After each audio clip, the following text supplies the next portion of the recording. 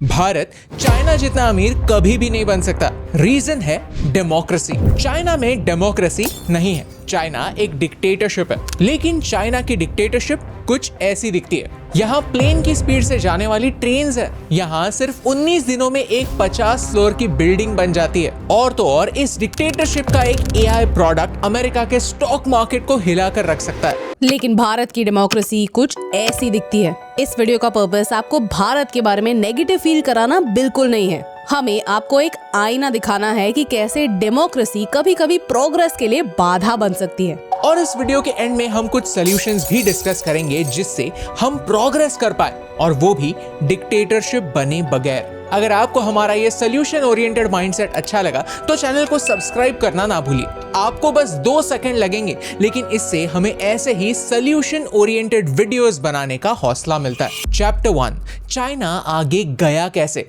China rich क्यों है, ये समझने के लिए ये क्लिप देखिए। ये 2008 की बीजिंग ओलंपिक्स की ओपनिंग सेरेमनी है, जहां 2008 ड्रमर्स परफेक्टली कोऑर्डिनेटेड मैनर में परफॉर्म कर रहे हैं। This was China's moment to tell the world, this is China. We have arrived. ये ग्राफ देखिए, यहाँ रेड लाइन चाइना का जीडीपी है और ब्लू लाइन इंडिया का जीडीपी। और 1980s तक दोनों देश ऑलमोस्ट बराबरी पर हैं। लेकिन 1980s के बाद क्या होता है जरा देखिए। 1980s के बाद ऐसा क्या हुआ कि चाइना भारत से इतना आगे निकल गया? चाइना की टोटल जीडीपी है $17 trillion, which means 17 lakh crore dollars, और हमारी $3.5 trillion, which is 3.5 lakh crore dollars. China का एक एवरेज इंसान $12,600 यानी 11 लाख रुपए हर साल कमाता है, और भारत का सिर्फ $2,400 यानी कुछ 2,09,000। इस डिफरेंस की शुरुआत कहाँ हुई? The answer is this man, Deng Xiaoping. 1978 में डेंग शाओपिंग के लीडरशिप के अंडर चाइना में reform and opening up policy आई, जिसका लक्ष्य एक ही था, एक्सपोर्ट ओरिएंटेड मैन्युफैक्चरिंग। और इस लक्ष्य तक पहुंचने के लिए उन्होंने 1 by 1 हर्डल्स हटाए, जैसे जुडिशरी का हर्डल, लोकल गवर्नमेंट का हर्डल या फिर सिविक सोसाइटी का हर्डल। और ये सब तब हुआ जब भारत में एक टेलीफोन खरीदने के लिए भी 3 साल का वेट करना पड़ता था। भारत में लाइसेंस राज था, जहां भारत की डेमोक्रेसी ने बाधाएं बढ़ाई, चाइना की डिक्टेटरशिप ने बाधाएं हटाई। मैंने कॉलेज में सीखा था कि 4 फैक्टर्स ऑफ प्रोडक्शन होते हैं: लैंड, लेबर, कैपिटल और एंटरप्रेन्योरशिप। लैंड यानी जगह और नेचुरल रिसोर्सेस, लेबर यानी ह्यूमन एफर्ट, कैपिटल यानी पैसा जो मशीनरी और टूल्स खरीद सकता है, और एंटरप्रेन्योरशिप यानी इन तीनों चीजों को कंबाइन करने वाला बिजनेस ओनर। इनमें से लैंड और कैपिटल का प्रॉब्लम चाइना ने SEZ से सॉल्व किया। चाइना ने स्पेशल इकोनॉमिक जोन्स बनाए और अंडर डेवलप्ड एरियाज को स्ट्रेटेजिकली डेवलप किया, जैसे कि शेंजन, जो एक फिशिंग विलेज था। लेकिन यहाँ फॉरेन इन्वेस्टमेंट लाई गई, टैक्स इंसेंटिव्स दिए गए, रेगुलेशंस कम कर दिए गए। आज शेंजन में एप्पल और हुआवे जैसे कंपनीज के लिए इलेक्ट्रॉनिक्स बनते हैं। आपके घर में आने वाला मिक्सर, वॉशिंग मशीन या फिर आपकी कंप्यूटर के कुछ पार्ट्स शेंजन में ही बने होंगे। स्पेशल इकोनॉमिक जोन्स तो भारत में भी होते हैं, लेकिन वो चाइना जितने अच्छे परफॉर्म क्यों नहीं करते?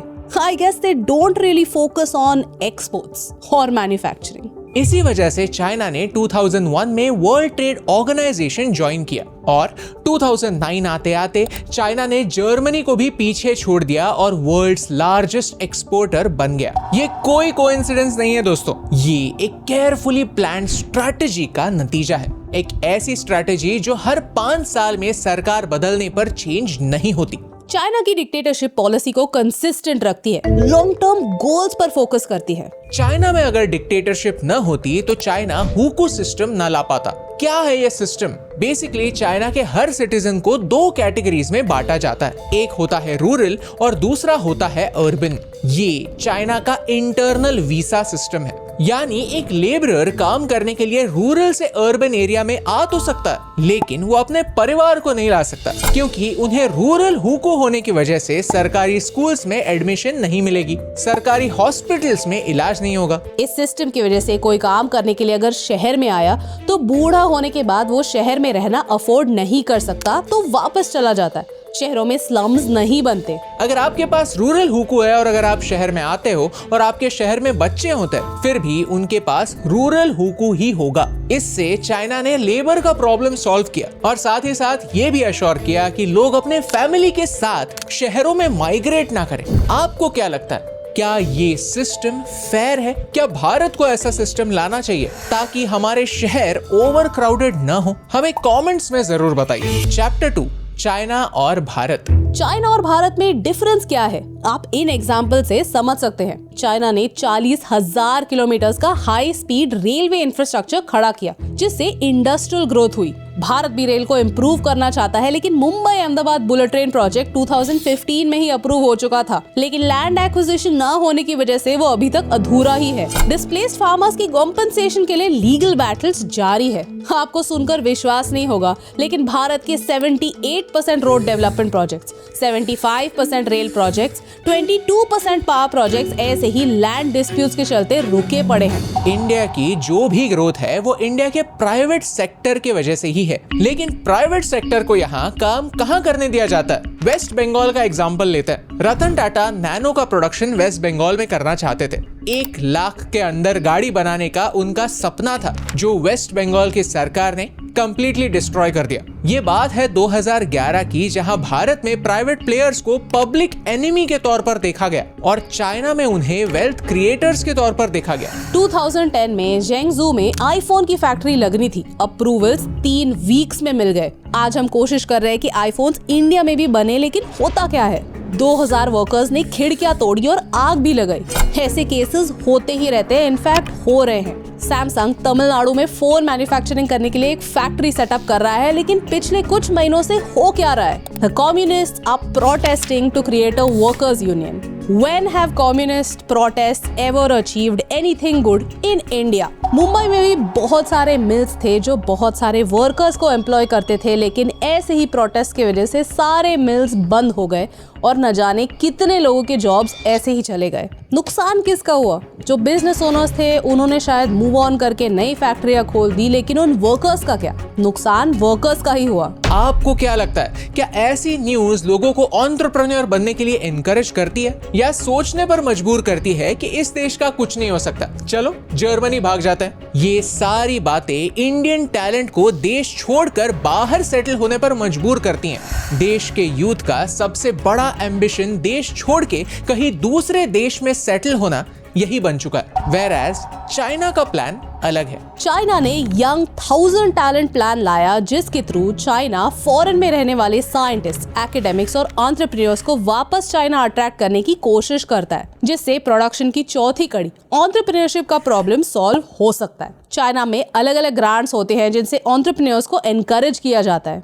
लेकिन भारत का फोकस सिर्फ जो काम नहीं करता उस पर है। जो काम करता है उसे एनकरेज करना बिल्कुल नहीं होता। In fact there are no straight rules in India.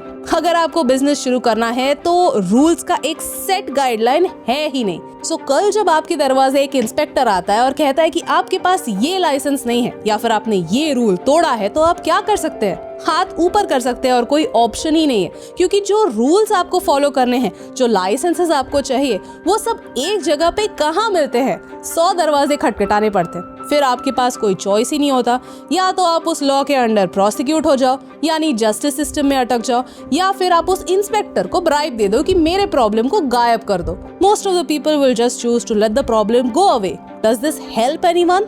Not really, just the inspectors. यही भारत की डेमोक्रेसी का प्रॉब्लम है। डेमोक्रेसी का प्रॉब्लम है कि डेमोक्रेसी अपस्किलिंग की दुश्मन है, क्योंकि जब तक कोई गरीब है, जब तक कोई अनएजुकेटेड है, तब तक वो भीख की तरह दिए हुए मुफ्त राशन और सस्ते सिलेंडर से खुश है। लेकिन अगर वो खुद अपने पैरों पर खड़ा हो गया तो वो सवाल पूछेगा, हमारे जस्टिस सिस्टम स्लो क्यों है, रास्ते इतने खराब क्यों हैं, हवा साफ क्यों नहीं है? और कोई भी सरकार ये नहीं चाहती कि जनता सवाल पूछे। This is why democracy is not perfect. Chapter 3. I hate democracy. China rich है क्योंकि चाइना में इलेक्शंस नहीं होते। चाइना में वन पार्टी डिक्टेटरशिप है। चाइना में 1949 से कम्युनिस्ट पार्टी का ही राज है और इस पार्टी का लीडर चुनने के लिए उनके इंटरनल इलेक्शंस होते हैं। लेकिन the devil lies in the details. इस बार के इलेक्शंस में एक भी बंदे ने शी जिनपिंग के अगेंस्ट वोट किया ही नहीं।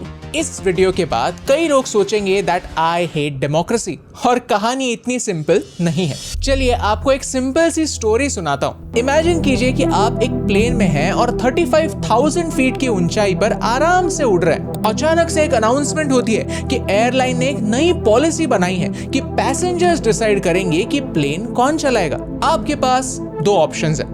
ऑप्शन ए, एक वेल ट्रेन्ड एक्सपीरियंस्ड पायलट जिसने कई सालों के लिए प्लेन चलाया हुआ है, जो टर्ब्यूलेंस को हैंडल कर सकता है और इमरजेंसी में टफ डिसीजंस ले सकता है। या फिर ऑप्शन बी, एक फ्रेंडली बंदा जो बातें मस्त करता है, जो आपको कहता है कि आप अनलिमिटेड ड्रिंक्स पी सकते हो, आपको प्लेन पर स्मोक करने की परमिशन दे देता है, कहता है कुछ नहीं होगा, अगर कुछ होता भी है मैं संभाल लूंगा, और तो और कहता है कि आपको मिलेंगे साल के 10 इंटरनेशनल फ्लाइट्स मुफ्त मुफ्त मुफ्त। आप किसे चुनेंगे? एंड मोर इम्पोर्टेंटली, प्लेन के ज्यादातर लोग किसे चुनेंगे? एक सेकंड पॉज कीजिए और सोचिए। हो सकता है कि आप एक रैशनल थिंकर हो और सोचोगे कि बॉस, साल के 10 फ्री फ्लाइट्स तो तब वसूल होंगे जब हम लैंड करेंगे, लेकिन गारंटी है कि आपके बगल में बैठे हुए लोग काम को छोड़कर बाकी सारी चीजें देखेंगे। वो देखेंगे कि पायलट का रिलीजन क्या है, वो किस भाषा में बात करता है, वो कैसे कपड़े पहनता है, वो कितने बड़े बड़े प्रोमिसेस करता है, वो कितना गोरा है, कितना काला है,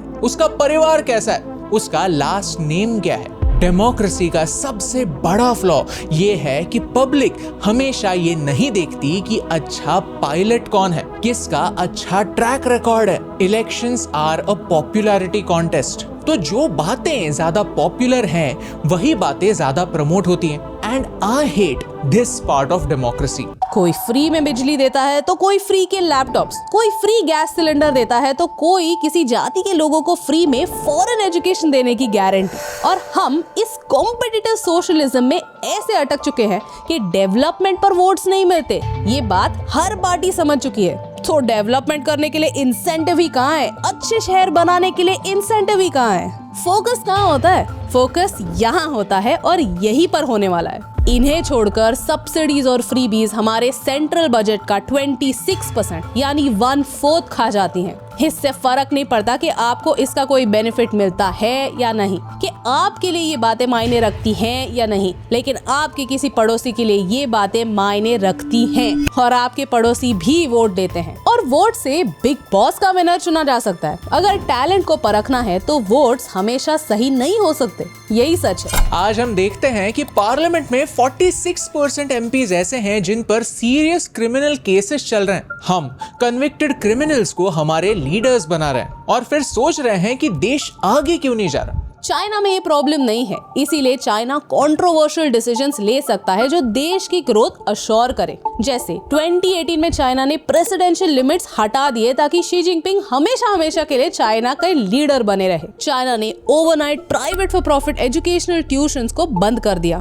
2008 में बीजिंग ओलंपिक्स के लिए 1.5 मिलियन यानी 15 लाख लोगों को अपने घरों से निकाल दिया गया, लेकिन चाइना ऑफिशियल नंबर सिर्फ 6,000 बताता है, यानी बाकी सारे लोगों को कोई कॉम्पेंसेशन नहीं मिला था। सोचिए, अगर चाइना में धारावी होती तो रीडेवलपमेंट के लिए रुकना नहीं पड़ता, किसी को भी घर नहीं मिलता। हाँ, अगर प्रोटेस्ट की या मीडिया से बात की तो जेल में एक कमरा लाइफ टाइम के लिए मिल जाता। What I really admire about China is that they are ruthless about everything. अगर कोई भी चीज उनके देश के हित में है तो वो उस चीज पर एक्ट करेंगे। उन्हें एक मिलिट्री पावर बनना है तो वो नेवल सुप्रीमेसी दिखाएंगे, वो जाके राड़ा करेंगे 100 देशों के साथ। Whether that is right or wrong is a different discussion, but they come out and they showcase their strength. They don't sit and say that we are going to sit back and do nothing. China हर चीज को पीछे से reverse engineer करता है। उन्हें पता है कि उन्हें AI पे काम करना है, मींस करना है। For that they'll attract the best talent and they'll do something that absolutely shocks the world. The best part about China is just the fact that वो बहुत दूरदृष्टि रखते हैं। हम हमारे पॉलिसीज में हमेशा कैचअप ही खेलते रहते हैं। ओ, एक शहर का पॉपुलेशन हद से ज्यादा बढ़ गया, अब उस पॉपुलेशन को वहाँ फिट कैसे करना है, उसको कैसे करना है, इस पर फोकस करेंगे। लेकिन चाइना यही देखेगा कि मुझे 1000 शहर बनाने हैं जहाँ लोग फिट हो जाए, तो वो उस पर काम करेगा। चाइना के पास अपने टियर 5 सिटीज के बारे में भी सुंदर वीडियोस हैं, showing a skyline, showing parks, showing footpaths, showing that they are accessible beautiful cities. लेकिन भारत के कोई टियर 5 शहर के वीडियोस देखे तो it looks like the same hell hole. In fact कोई भी बड़े शहर के वीडियोस देख लीजिए, they look like hell holes too. In fact, every place in Mumbai is dug up as if BMC नीचे तेल ढूंढ रही है। एयर क्वालिटी की धज्जियां लगी हुई है और अगर यहाँ के रास्तों के वीडियोस लीक हो गए तो माय गॉड, कोई भी मुंबई नहीं आना चाहेगा। मुंबई वर्ल्ड क्लास शहर कैसे बन पाएगी? How are we even going to compete? China में ऑप्शन नहीं होता। इनफैक्ट चाइनीज प्रॉपर्टी लॉ कहता है कि यहाँ प्राइवेट लैंड वाली कॉन्सेप्ट है ही नहीं, सारा का सारा लैंड सरकार का है। चाइना का पॉपुलेशन कंट्रोल में लाने के लिए 1979 से 2015 तक वन चाइल्ड पॉलिसी थी, लेकिन जब भारत में नसबंदी की बात हुई तो सरकार गिर गई। चाइना में उइगुर मुस्लिम्स के लिए कंसंट्रेशन कैंप्स बनते हैं और कोई भी प्रोटेस्ट नहीं करता। पाकिस्तान में इसके बारे में बात तक नहीं होती, लेकिन भारत में अगर सीएए लाने की बात होती है तो लोग सड़कों पर उतर आते हैं, even though it has nothing to do with the citizens of India। China की प्रोग्रेस ऐसे ही कई कंट्रोवर्शियल डिसीजंस के फाउंडेशन पर खड़ी है, जो अगर भारत में होने लगे तो कुछ लोग तो राह ही देखते हैं कि कब हम भारत को एक डिक्टेटरशिप कह सकें। चैप्टर 4, हम क्या कर सकते हैं? You see, भारत का प्रॉब्लम यह है कि भारत में वर्स्ट ऑफ बोथ वर्ल्ड्स हैं, यानी डेमोक्रेसी के जो फ्लॉज हैं वो भी है और डिक्टेटरशिप के जो फ्लॉज हैं वो भी है, at least to some extent. Democracy के फ्लॉज क्या है? डेवलपमेंट स्लो होती है, रास्ते महीनों के लिए खुदे हुए रहते हैं और कोई अकाउंटेबिलिटी नहीं होती। करप्शन होता है और करप्ट ब्यूरोक्रेट्स पर कोई एक्शन नहीं ली जाती, और लीडर्स देश के बारे में कम, इलेक्शंस के बारे में ज्यादा सोचते हैं। डिक्टेटरशिप के फ्लॉज क्या हैं? कि आपको अभिव्यक्ति की स्वतंत्रता नहीं होती। किसी पॉलिटिशियन के बारे में फेसबुक पोस्ट करो तो अगले दिन घर गुंडे आ जाएंगे। किसी ब्यूरोक्रेट की पोस्ट को लाफिंग वाला रिएक्शन दे दो तो केस हो जाएगी। और रूल्स सबके लिए अलग अलग होते हैं। नेता असेंबली में बैठकर गंदी चीजें देख सकते हैं, लेकिन एक जोक की वजह से नेशनल संस्कृति भ्रष्ट हो जाती है। दोनों बातें गलत हैं, दोनों बातें नहीं होनी चाहिए और दोनों को एज सिटीजन्स सेम सजा भी होनी चाहिए। लेकिन क्या ऐसा होता है? चाइना में सिंगल पार्टी रूल है, लेकिन क्या भारत के लिए ये सोल्यूशन सही होगा? अगर एक सिंगल पार्टी की सत्ता होना देश को सुधार सकता तो 1947 से लेकर 1977 तक भारत में भी कंटिन्यूअसली एक ही पार्टी की सरकार थी। भारत में तो चाइना जैसी रैपिड डेवलपमेंट हुई ही नहीं, क्योंकि हमने हमेशा वेल्थ क्रिएटर्स को क्रोनी कैपिटलिस्ट की नजर से ही देखा। यस, बड़े बिजनेसमैन स्कैम करते हैं, लेकिन सभी नहीं करते। यहाँ पे मैं एक इम्पोर्टेंट बात बोलना चाहती हूँ। आई एम नॉट सेइंग कि चाइना में कोई करप्शन नहीं होता, नहीं। In fact if you read this book you will see how China में एक्चुअली हर लेवल पर करप्शन होता है। लेकिन चाइना में उस करप्शन के अगेंस्ट होता क्या है? रिजल्ट्स। फॉर एग्जाम्पल, अगर चाइना ने डिसाइड किया है कि अगले ओलंपिक्स में मुझे इतने गोल्ड मेडल्स चाहिए, तो वो रिवर्स इंजीनियर करके उस पर मेहनत करते हैं। So the people are promised कि अगर आप इतने गोल्ड मेडल्स ला पाए तो आपको इतने सारी चीजें मिल जाएंगी, इतना सारा पैसा, घर, इतने सारे चीजें मिल जाएंगी। So they are actually motivated towards bringing results because then it gives them whatever incentives or money or whatever there is. लेकिन भारत में करप्शन भी होता है और रिजल्ट्स भी नहीं होते। I mean what sort of injustice is this?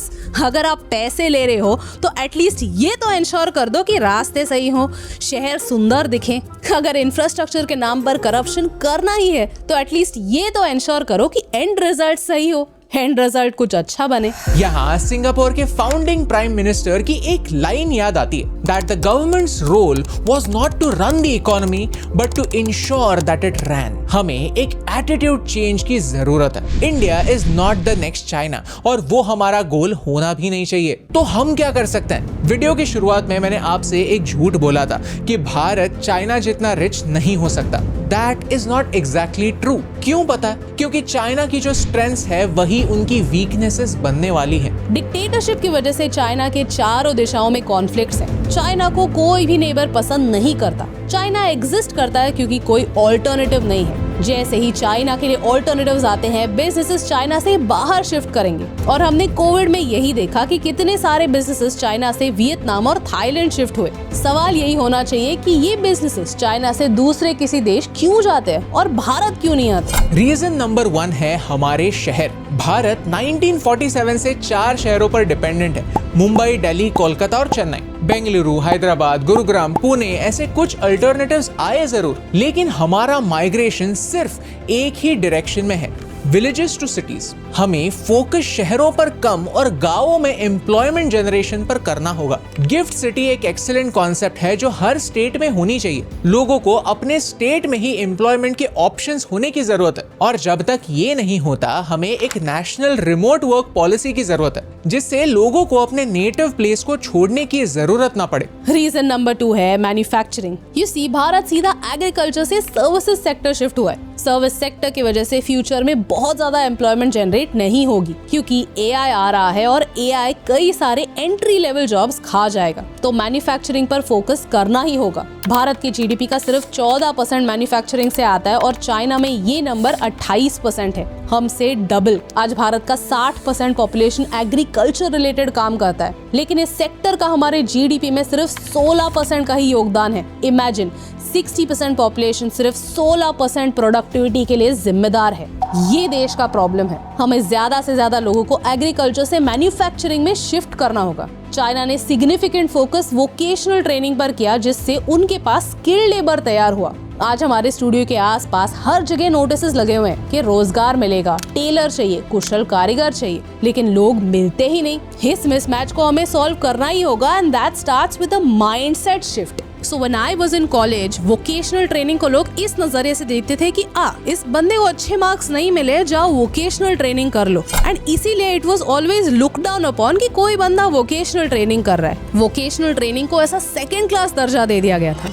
And you know what, future में भारत में इंजीनियर्स तो बहुत होंगे, लेकिन प्लम्बर्स, इलेक्ट्रिशियंस, पेंटर्स, कारपेंटर्स, जो एक्चुअल स्किल्ड लेबर हैं, जो बहुत उम्दा काम करते हैं, वो लोगों की बहुत कमी महसूस होगी, क्योंकि लोगों को जस्ट लगता है कि इंजीनियर बनने में बहुत शान है, लेकिन ये प्रोफेशंस करने में कोई शान नहीं है। And that's where the problem lies. Reason number 3 है इंग्लिश। चाइना में लोग इंग्लिश नहीं बोलते। हम दुनिया की लार्जेस्ट इंग्लिश स्पीकिंग कंट्री हैं। ये हमारी स्ट्रेंथ है, ये हमारा एडवांटेज होना चाहिए, लेकिन ये बस कॉल सेंटर ऑपरेट करने तक ही सीमित रह चुका है। हमें out of the box thinking की जरूरत है। आज दुनिया भर में इंग्लिश टीचर्स की जरूरत है, तो दुनिया को इंग्लिश सिखाकर हमारा टैलेंट दुनिया का ब्रिज बन सकता है। हमें इस बात को रिकॉग्नाइज करना ही होगा। प्लस हमारी रीजनल लैंग्वेजेस में इतना सारा हेरिटेज है जिसे हम यूटिलाइज ही नहीं करते। हम टूरिस्ट को अट्रैक्ट नहीं करते, उन्हें हमारा कल्चर दिखा नहीं पाते। ये